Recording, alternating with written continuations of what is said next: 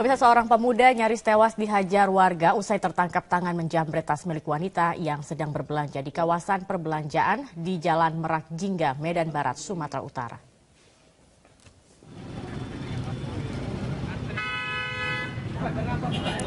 Dengan tangan terborgol, pemuda warga Serdang, Medan Timur ini terbaring lemas di tepi jalan setelah kedapatan merampas tas milik seorang perempuan pejalan kaki yang hendak berbelanja. Pelaku yang beraksi bersama seorang rekannya ini terjatuh dari sepeda motor saat dikejar warga dan langsung menjadi bulan-bulanan warga yang tersulut emosi. Beruntung petugas kepolisian yang tiba di lokasi berhasil mengamankan pelaku yang terkapar ini untuk diproses di kantor Sat Sabara Polresta Medan. Lokasi penjamretan memang dikenal sebagai kawasan yang rawan aksi perampasan dengan aksi kekerasan hingga pencurian kendaraan bermotor.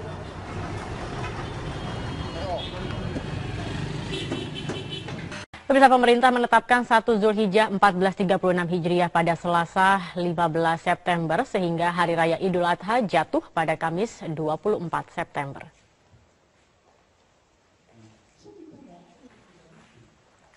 Sidang isbat yang digelar di kantor Kementerian Agama Jakarta Pusat dihadiri ormas Islam dan sejumlah duta besar negara sahabat. Sidang berlangsung tertutup dengan diawali pemaparan posisi hilal di Indonesia secara astronomis oleh tim hisab dan ruqyat Kementerian Agama. Sidang yang hanya berlangsung selama 45 menit ini menetapkan 1 Zulhijjah 1436 Hijriah jatuh pada 15 September 2015, maka Hari Raya Idul Adha 10 Zulhijjah jatuh pada hari Kamis 24 September 2015. Pemerintah tidak keberatan bila ada umat Islam di Indonesia yang menetapkan 1 Zulhijjah berbeda dengan pemerintah. Menetapkan tanggal 1 Zulhijjah yang jatuh pada hari Selasa 15 September. Itu artinya bahwa Zulhijjah Idul Adha akan jatuh pada tanggal 24 September. Harinya Kamis.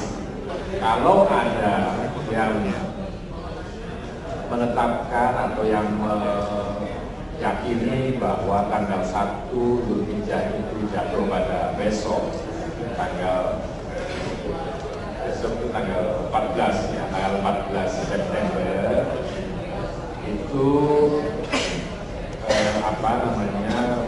ya kita memberikan kebebasan karena tidak ada paksaan dalam masalah agama. Sementara itu Muhammadiyah menetapkan Hari Raya Idul Adha 10 Zulhijjah 1436 Hijriah jatuh pada hari Rabu 23 September 2015 atau berbeda satu hari dengan pemerintah. Muhammadiyah mengaku menetapkan 1 Zulhijjah pada tanggal 14 September setelah melihat hilal di sebagian besar wilayah Indonesia. Ya, Muhammadiyah menetapkan untuk awal bulan itu satu kriterianya adalah sudah terjadi istima atau konjungsi. Konjungsi atau istima itu edaran bulan dan matahari di langit di ekliptika itu satu garis bujur. Nah, kedua, istima itu terjadi sebelum terbenam matahari. Nah, itu dua kriteria sudah terpenuhi. Kriteria ketiga, posisi hilal ada di atas ufuk. Posisi hilal di atas ufuk itu dalam hitungan sekarang sudah ada setengah derajatan gitu ya rata-rata.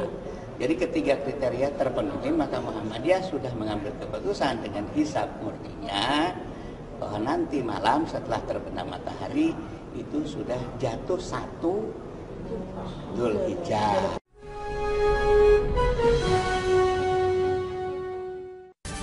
Proses sebuah kren pembangunan Masjidil Haram di Mekah, Arab Saudi roboh akibat diterjang badai. 4 calon haji Indonesia tewas, puluhan lainnya luka berat. Terkait kondisi korban, kita akan bergabung dengan reporter kami, Prihadi, yang berada di Madinah, Arab Saudi, yang akan langsung bertanya ke Menteri Agama Lukman Hakim Saifuddin terkait kondisi korban kecelakaan di Masjidil Haram kemarin. Prihadi, silakan. Ya, Afi, saat ini saya memang telah berada di Madinah dan saat ini saya telah bersama dengan Bapak Menteri Agama, Bapak Lukman Hakim Saifuddin untuk menanyakan kondisi terkini, perkembangan terkini terkait dengan kecelakaan atau jatuhnya kren di Masjidil Haram. Selamat siang, Assalamualaikum Bapak. Waalaikumsalam warahmatullahi wabarakatuh. Oke, Bapak bisa jelaskan perkembangan terkini dari Mekah terkait dengan kecelakaan kren yang terjadi kemarin Jumat sore. Ya, jadi sampai saat ini petugas haji kita terus melakukan penelusuran terhadap data-data yang akurat terkait dengan korban di Jamaah Haji Indonesia terkait dengan musibah kemarin itu.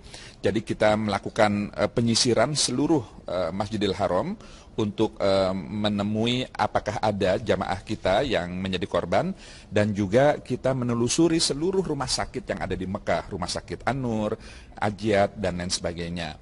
Dan sampai dengan saat ini data yang kami himpun itu ada 2 orang yang wafat dan 31 korban luka.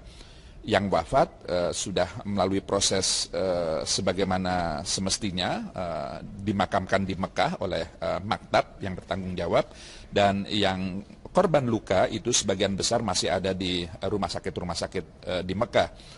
Mereka menjalani penanganan, mereka itu mendapatkan pelayanan maksimal tanpa biaya. Itu sudah komitmen pemerintah Saudi Arabia, dan tentu kita terus berkoordinasi dengan mereka karena kami petugas Haji Indonesia juga membuka Balai Pengobatan Haji Indonesia. Beberapa korban musibah yang kemarin itu juga sebagian juga kami rawat di BPHI kita gitu. Jika ada keluarga jemaah haji Indonesia yang ingin melihat keluarganya yang sedang dirawat, apakah pemerintah Indonesia akan memfasilitasi kedatangan mereka atau cukup untuk menyediakan suplai data terkait dengan update kesehatan? Ya, jadi bagi khususnya keluarga korban,